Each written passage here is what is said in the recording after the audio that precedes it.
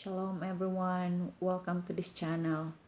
Allow me to share a testimony to you today because I made a word to our Creator when we were still facing the trouble with our house, as I already mentioned that in my previous video, that we are facing trouble with our house, and it even came to the point that I don't know what to pray anymore.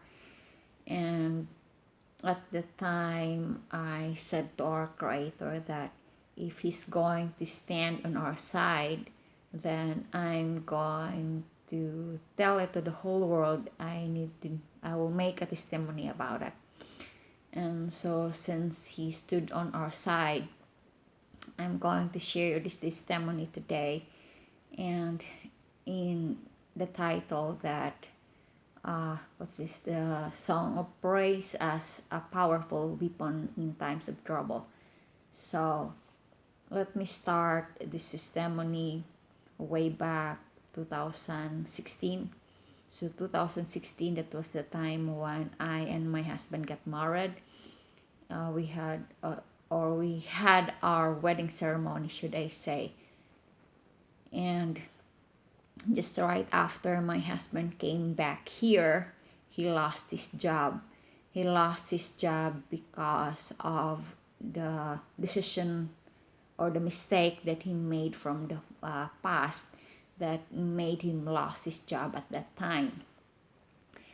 And then, since he lost the job, and with that mistake that he made from the past, choosing an unrighteous woman and committed adultery with him to his very close relative, that make him end up into a great trouble, and that trouble made him lose his job at that time. And so he ended up, because he had that in his record, he's struggling to find a job at that time until he ended up trying to accept a job that paid very low pay rate, should I say. And in worst, December of that year, he even lost the job. And since that job pays him a very little amount of pay, he did not able to pay our house. And so January of 2017, just say few weeks after he lost his job, he received the first notice of foreclosure to our house. And things even get worse because at the time too, he petitioned me to came here. And the US Embassy in my country, Philippines, already give us a notice that I need to come to the embassy for an interview, and it requires a big amount of money to do so. And then, if you were my friend on Facebook since that time, if you remember, one time I asked prayer because I am so troubled, because since I can't talk my husband sensibly anymore at that time, because he's facing great trouble at the time, how to meet the payment necessary for my interview, and our house is even on foreclosure and no one would hire him for a job. And so life was really so hard at the time. And then I remember at the time, every time I get inside to my room to sleep, I can sleep. I just found myself crying at that time. And then one day I remember that I was brought to hospital to be healed from my pneumonia because of at the time too, I keep crying because I was broken-hearted at the time. And so I realized that if I continue doing the thing, keep crying every now and then because of our situation, because we don't know what to do at the time anymore. Should I go to his embassy even though my husband don't have a job? Or because at the time in the notice that they gave to us, it says that the deadline of that interview will be just May 17 of that year 2017. And if I'm not going to go for that interview, then I'll be blacklisted for what's this to be interviewed, should I say. And then so we are really in great trouble. I remember at the time because at the time I'm still working as a public elementary school teacher in my country. And so at the time I already filed for leave to go for an interview and we received that notice. But then there's a requirement that we can't give to the to US Embassy, and that's about the financial statement. I forgot the term, but it's something related to the how much my husband is, or my at the time, he's still my husband at the time. They called my sponsor for that petition, and so we can provide that document for them. And so I am so troubled if I would go for an interview or not. But then, anyway, at the time I still filed for a 1 week leave, though I am so confused if I would go or not, and hoping against hope that my husband would be able to find a job so I can proceed to my interview. But then every job application that he's doing at that time was failed. And so somehow I still asked my school principal at the time to extend for 1 week, hoping that in that next week or the following week of that my 1 week leave, my husband can find a job. But then still he did not able to find at the time, until I need to go back to school. And then, as I said already, I keep crying at the time, so troubled, so distressed.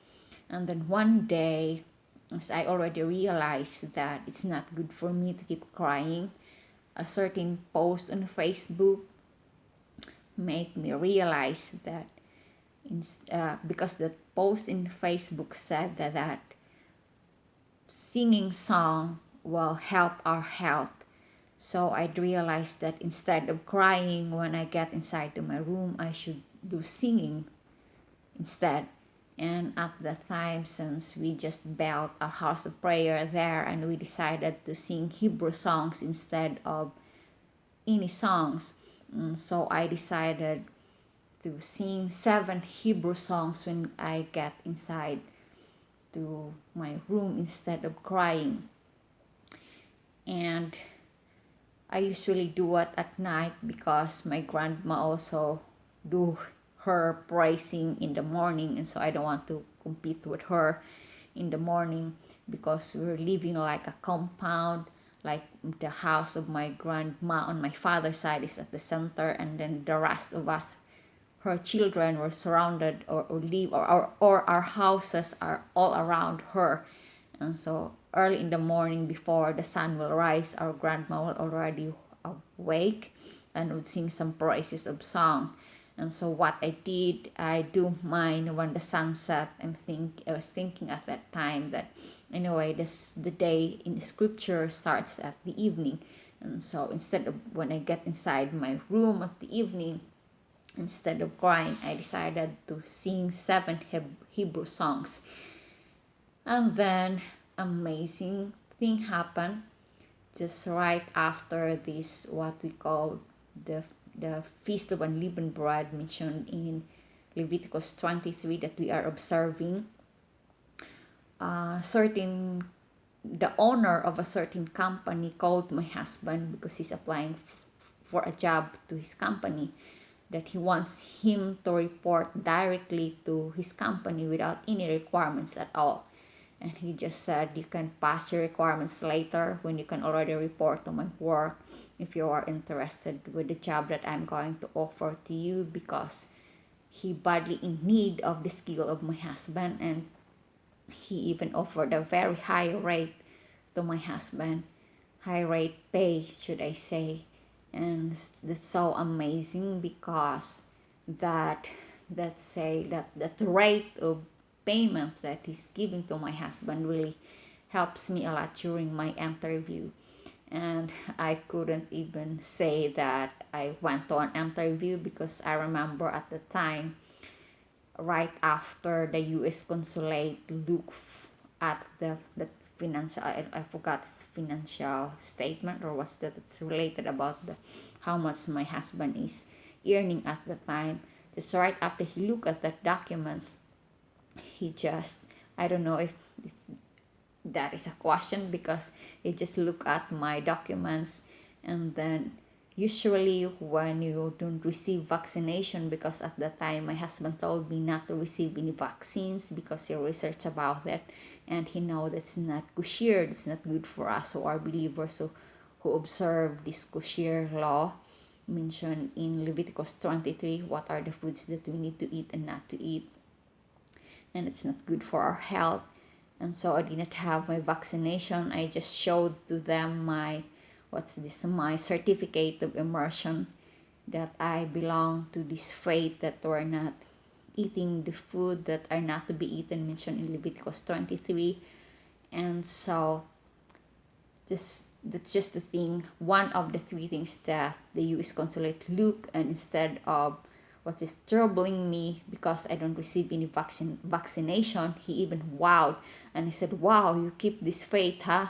And then the next thing that he asked me is funny, because if he happened to ask me about the thing for certain, I couldn't answer it because I already forgot it, that my birth certificate is a late registration.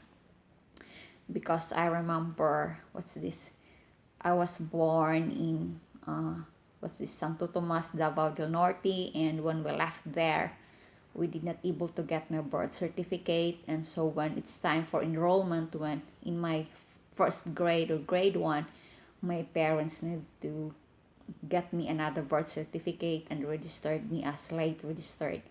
And then it was just then during my interview that I learned that it was our neighbor who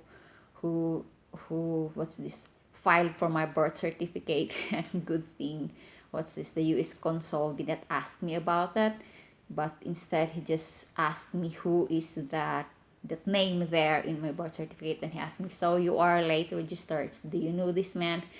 And I really said, oh my hallelujah, because he asked that way. Because if he happened to ask, are you a late registered, for certain, I might not know what to answer to him. But since he asked, oh, so you are a late registered, and who is this man there who registers you?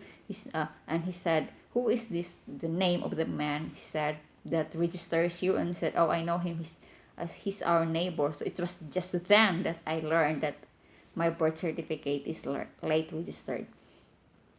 So anyway, and then the last question that he asked me, that also it happens that he asked me that question just like, when is the place of the ex-wife of my husband, for certain I couldn't answer it. But then since the US consulate questioned me, like providing the answer for me, he just said, so this is the place of your ex-husband. I just said, oh yes, because I really did not study the thing. I never expect that he's going to ask me that question. But then since he asked it that way, I just said yes. And so that's say how the great work of our creator at that time. And I would say that that's my testimony, that praising our creator can is really make us invite him with any situation that we are facing with, and he will really help us. So that's the first thing that I can testify regarding this singing songs of praise.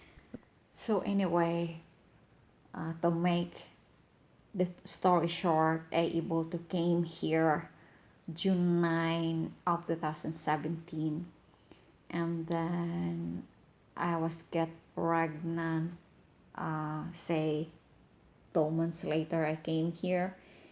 But so sad, I experienced miscarriage. But then somehow after we went to Stillville, Missouri, and my brothers and sisters pray for the healing of my womb, I able to conceive again 2 months later.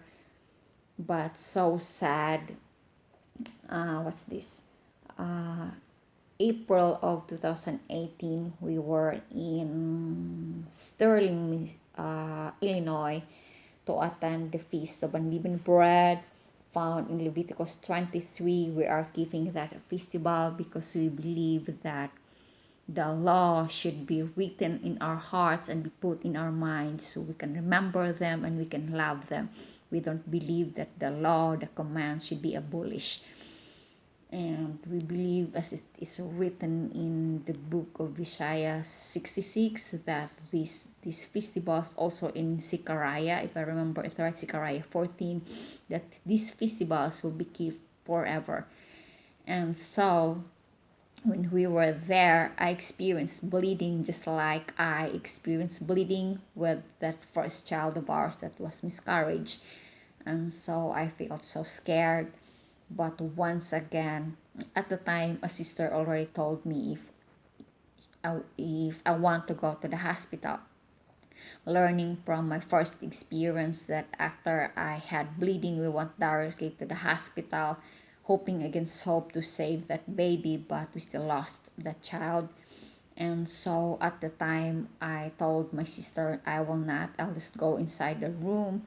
And I remember what I did at the time. I closed the door and sing once again Hebrew songs and prayed to our Creator that I want to have this child because I want somebody where I can pass on all these Hebrew songs that I started collecting it since I realized that the best way to teach something to someone is to do it through songs, because I remember when I'm still a student, a pupil, should I say, that all the teachers, all the lessons that my teacher taught me, I already forgotten them.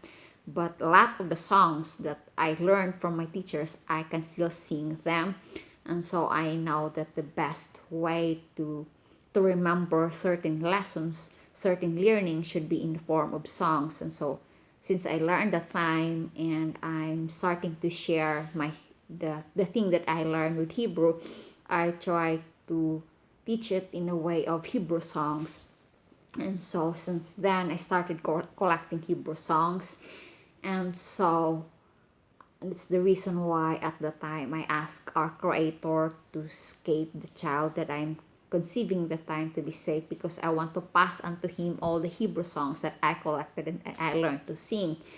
And so I close the door, I just keep singing Hebrew songs until I get so tired and fall asleep. And somehow, hallelujah, he's now little Zephaniah and trying to learn his Hebrew songs. He learned already some Hebrew songs, and I am so glad. And I would say, once again in my life, these Hebrew songs become my very powerful weapon in a troubled time. Okay, so that's the second thing, second testimony that I can share with you with this singing Hebrew songs. Now let's move to my third testimony, and it took place, what's this? Sukkoth, the Feast of Booths. Again, you can find the Feast of Booths in Leviticus 23. And what's this? We are in Sterling, Illinois, in the campsite there. And I already shared this in, what's this?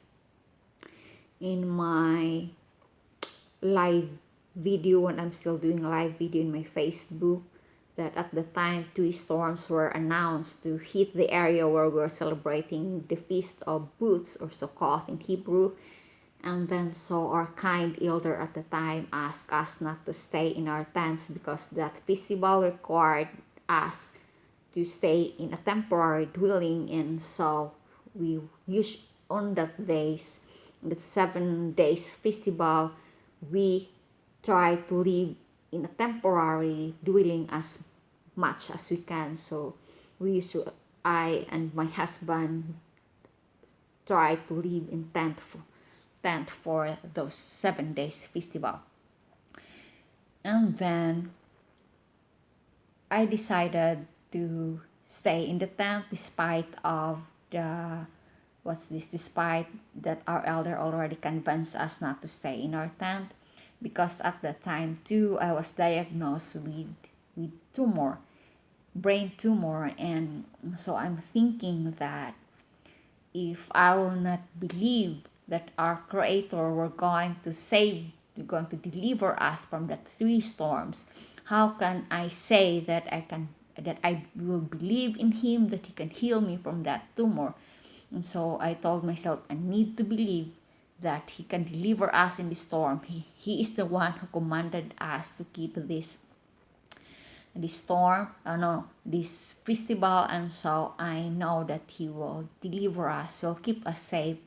And at the time, I remember little Zephaniah is just 1 month old, about 2 months, because he was born August 7 of that year 2018.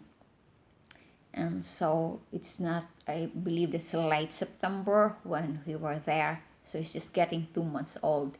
And I had a huge brain tumor, and there were three storms, but I already made my decision. We will stay in the tent and we will let our creator deliver us from the three storms. Because for me, believing that he can deliver us from the three storms is also believing that he can deliver me from death of that brain tumor. Okay, anyway. So anyway, when the first storm hit the area, it make all our garments, blankets get wet. Somehow, since we have this we call dryer here, we able to dry with help of our brothers and sisters who are so helpful. We able to dry it and able to sleep in our tent. The second storm, somehow I would say, get scared, and so it went to the other area instead of the area where we're having our festival. And then the third storm really hit the area, and we were there. And so I would say so amazing when the storm passed or the storm hit the area. It's really scary. You can hear the rustling of the wind and all the things that's blowing outside. And so again, when the wind started to blow so strong, I decided to sing Hebrew songs again, so strong as the wind as I can. So I can hear the wind outside, because the sound that the wind is making outside really would, if you're going to listen to it, it will give fear to your heart. So what I did, instead of listening to the sound that the strong wind is doing outside, I keep singing Hebrew songs. And then amazing, because at the first storm that hit the area, it makes our garments, our blankets, everything inside the tent get wet. But at the time, so amazing, we able to sleep so good. And when we wake up in the morning, all our garments, our blanket are all dry. And I don't know how our creator did that. And when we look outside, the second tent that we had outside, we called gazebo tent, where we used to cook, all the bars were broken, and the tent was also broken, or I don't know how the right English word to use. But then no bars that went to the tent where we were sleeping. And so what I can say, our creator is so great, and Hebrew songs are a great weapon in a terrible time. Okay, so that's my third testimony regarding the singing Hebrew songs. I'll specify Hebrew songs because I'll explain it later why it's the Hebrew songs that's really powerful, should I say. The fourth one, as I already said, I was diagnosed with huge brain tumor just 4 days after I gave birth to little Zephaniah. And then there came a time that a sister told us that a red light can help to dissolve the tumor. And so my kind husband bought me one. But then you need to stay in that red light for about 15 to 20 minutes. And then my eyesight or my vision was really so impaired at the time that I can't use clock to see what time is it. I couldn't even see the time in my cell phone, in tablet, in I can't open a laptop, and so I don't know what's this what I will use to be as my timer. And then at the time also we learned that this frankincense oil can help with tumor, and so I used frankincense oil. And then funny, at the time I already putting oil on my head, all in everything. It feels like I'm bathing the oil already. And then when I was in that moment, I remember the word of my father that even if you're going to bathe in oil, if there's a sin that makes you separate from our Creator and you, it's the sin that's an obstacle of the healing, you need to remove that sin first.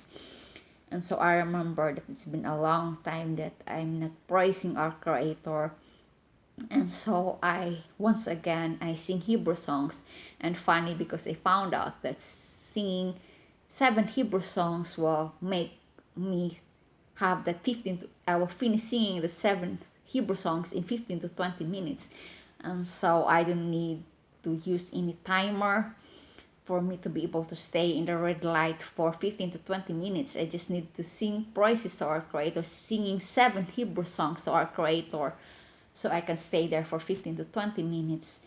And though I would say I went to the hospital for my tumor to be removed, I would say that once again, our Creator made that Hebrew songs my strong weapon at the time to bring me deliverance from sure death. And funny, at the time when I was in the hospital, I was troubled by extreme hallucination. And I guess the doctor said that it's very, very extreme hallucination.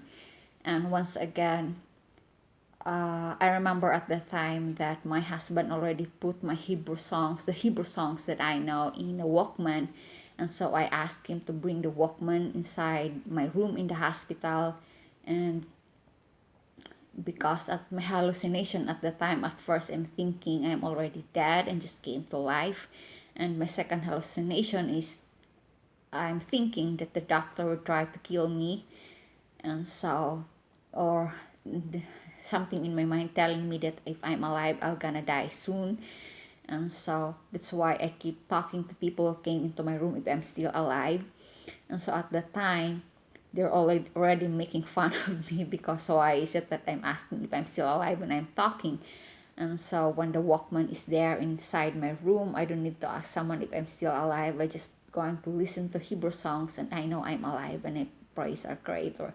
So I would say that's the fourth time that these Hebrew songs becomes my weapon in the troubled, very troubled time, I would say.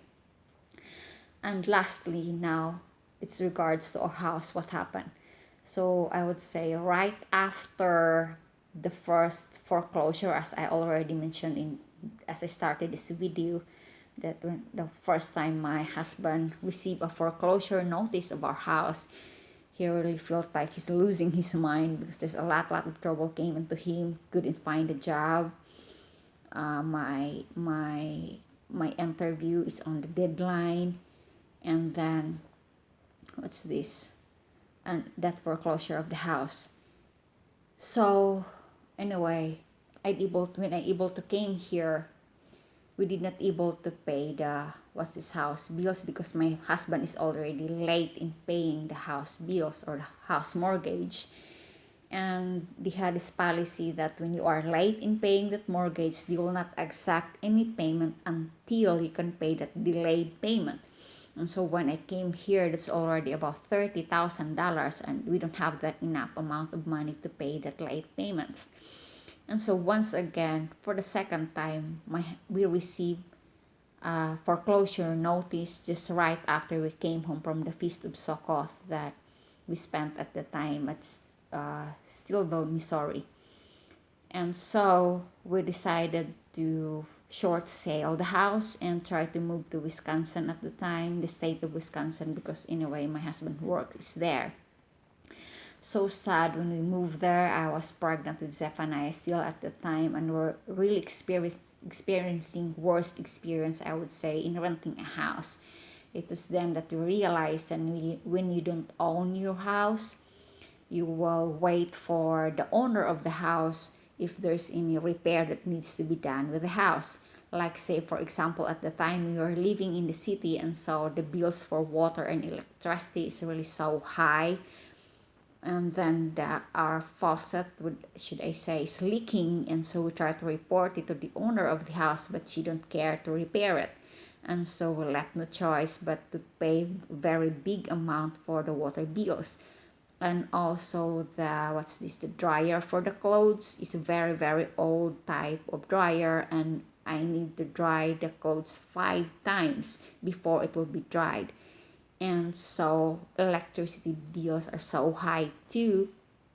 And since at the time we're also paying our car loans, because here in the United States it's so hard if you don't have a car because of the winter, because in the winter we need some heater so we will not be frozen, and so you can't walk, you need to have a car so you can have a heater, so to reach the destination where you're going to go, especially if you're working.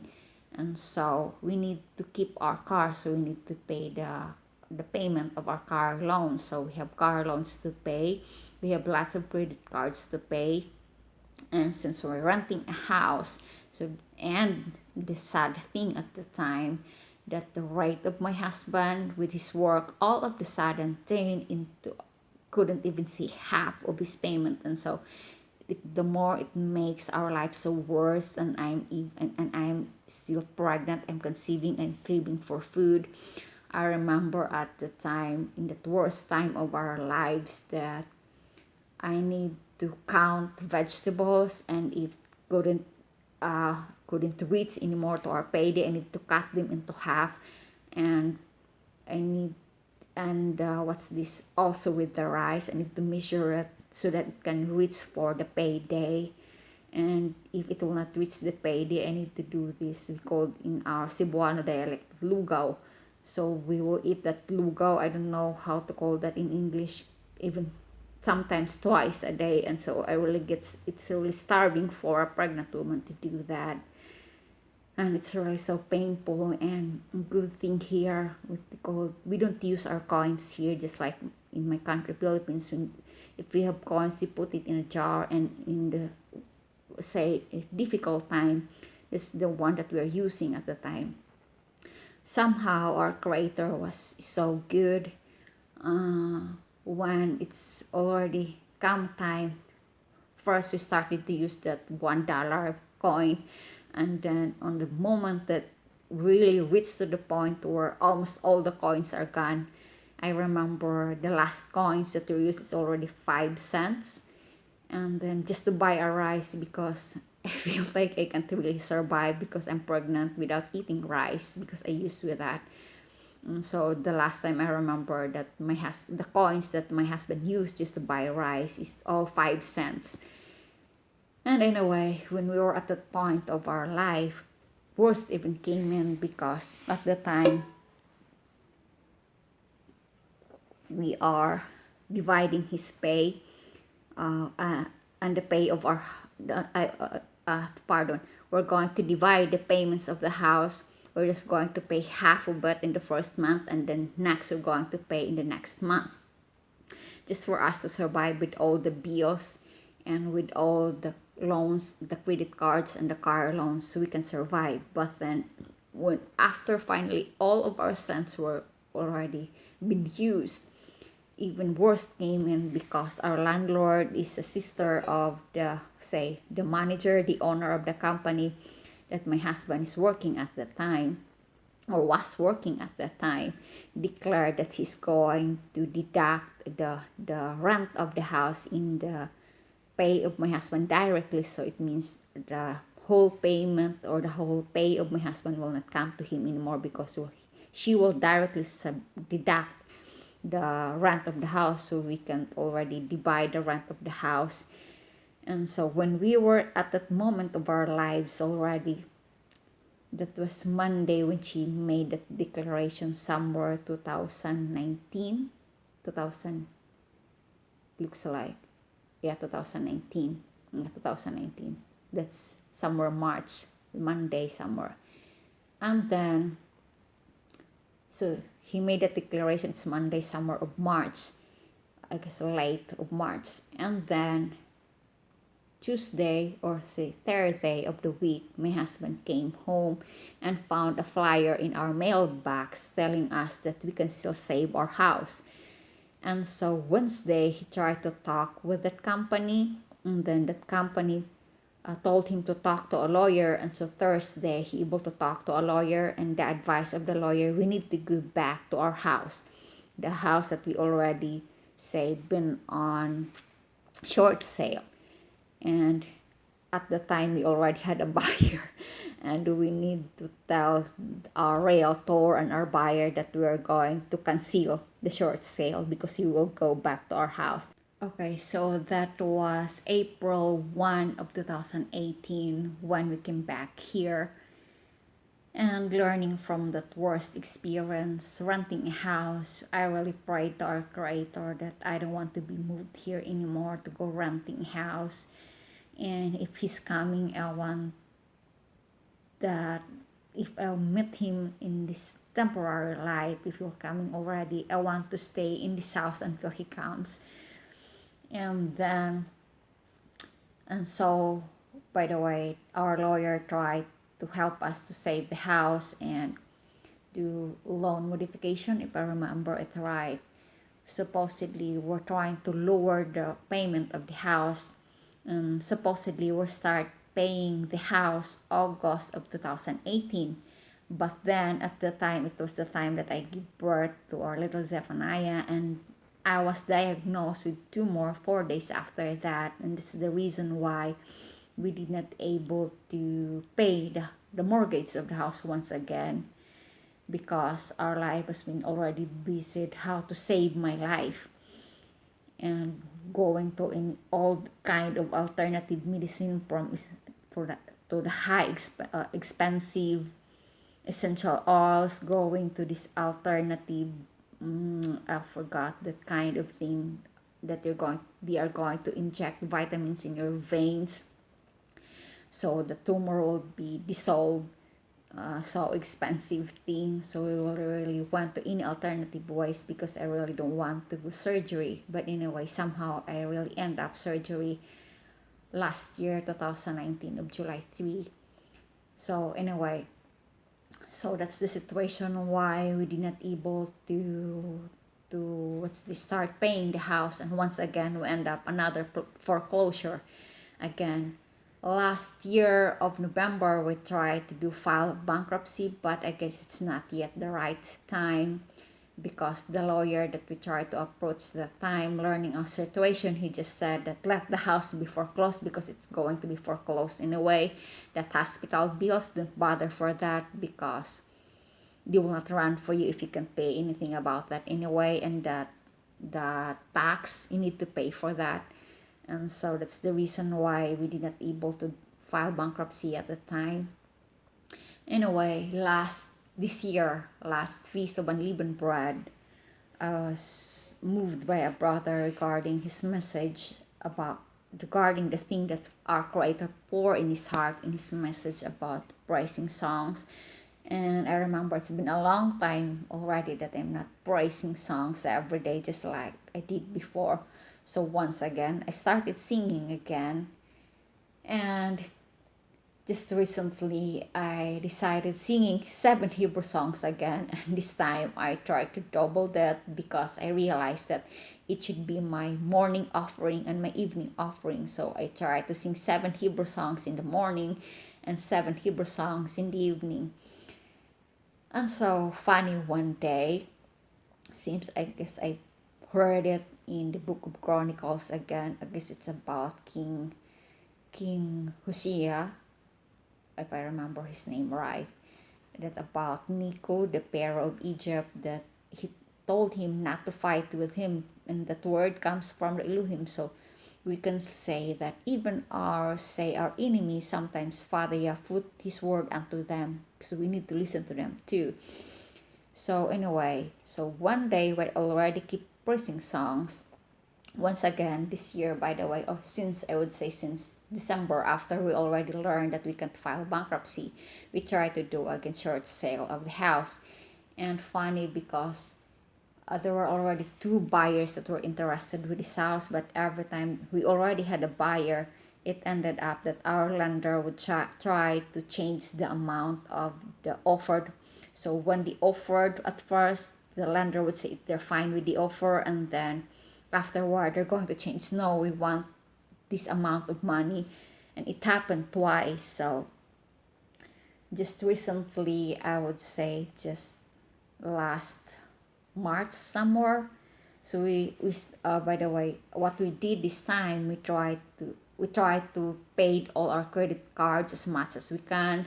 The alternative that alternative injecting in veins of the vitamins to dissolve the tumor, we already tried to pay it up, paid off our car loans too, so we can save money. So just after we already saved enough money, we save money because we're thinking, we left no choice but to look for a house to rent, because the house is once again in foreclosure. But I would say Father Yah really find a way for us to stay here. He even used this coronavirus, this lockdown, to make us stay here. I would say it's because of this virus. The hearing for the foreclosure of house kept moving until it ended up by this June 25th. And then what's this? After we already saved enough money to look for a house to rent just last March, we already find a house to rent. And then one time, as we already find that house, the owner of the house already set a time for us to go to his house so we can view that. But then my husband came home when I'm so ready already to go to that house, telling me that once again the hearing was moved, because supposedly the hearing for the foreclosure is last May 23, and so at the time we're preparing to move already, and we already had a house to go to view for. But then my husband came and told me that we will cancel that because the hearing of the foreclosure of the house was moved to June 25th.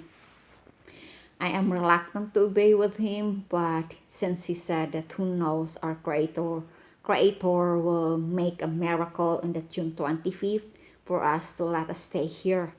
And so in a way I obeyed him, even though I'm reluctant to obey him. But then just right after we canceled the appointment to view that house for rent that we've been searched for after a very long time, because our credit score is really so bad.